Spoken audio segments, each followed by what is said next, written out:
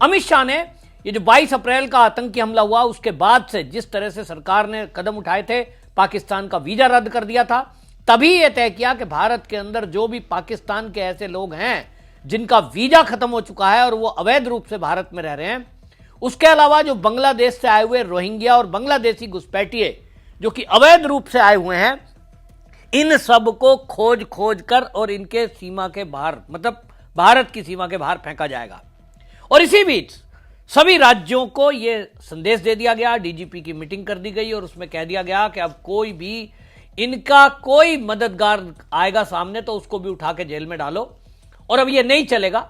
जिनके पास कोई valid paper नहीं है उनको डिटेंशन सेंटर में डालो, और डिटेंशन सेंटर में अगर वो रहते हुए कोई अपने आप को प्रूफ नहीं कर पाता है कि वो भारत का निवासी है, ऐसे में पुलिस की जांच के बाद उनको सीधा उठाकर उनके देश की सीमा में फेंक दो। इस आदेश के बाद बीएसएफ भी एक्शन में आई और सभी राज्यों से तालमेल करते हुए यह तय कर दिया गया कि आप पहचान करिए लोकल पुलिस के जरिए, जिसकी पहचान पक्की ना हो, जैसा मैंने कहा, डिटेंशन सेंटर बना दिए गए। और यह मोदी सरकार के आने के बाद हुआ है। किसी को कल्पना भी नहीं थी कि भारत में कभी डिटेंशन सेंटर बनेंगे।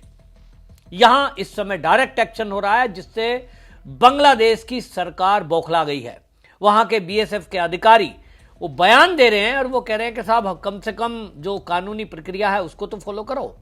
लेकिन अब अमित शाह का जो एक्शन हो रहा है उसमें सीधी बात हो गई, नो एफआईआर, नो कोर्ट कचहरी, सीधा एक्शन।